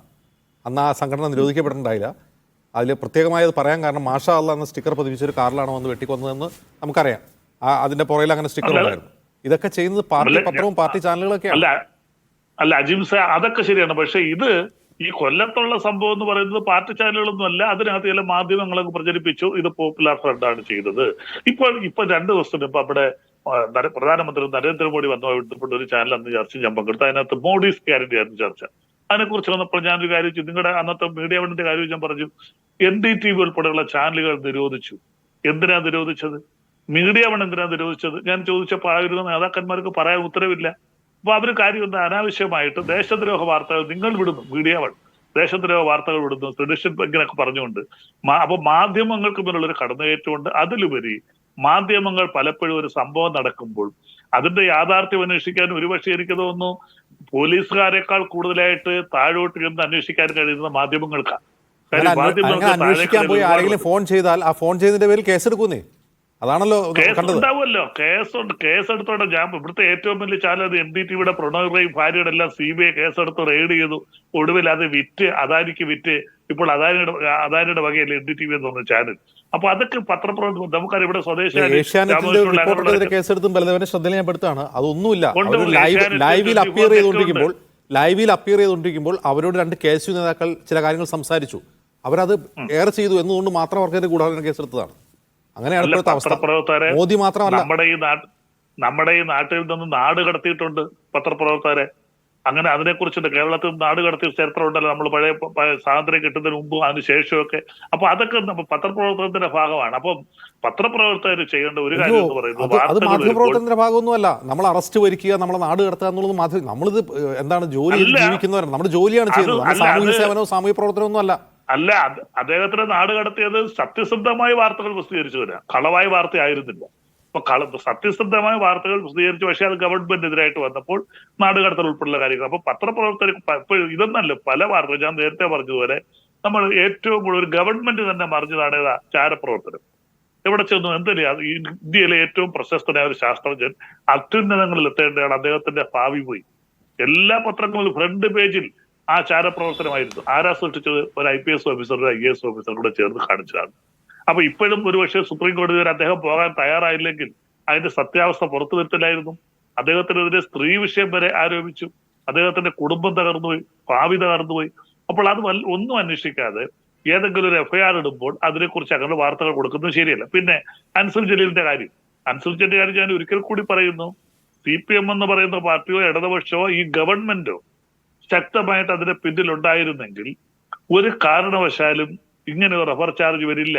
കോടതിയിൽ ഒരു കുറ്റപത്രമേ വരുത്തുള്ളൂ. കുറ്റപത്രത്തിന്റെ സാധ്യതയൊന്നും ചോദ്യപ്പെടുന്ന കോടതിയിലാണ്. അത് അന്വേഷണ ഉദ്യോഗസ്ഥനെ വിസ്തരിക്കുമ്പോഴാണ്.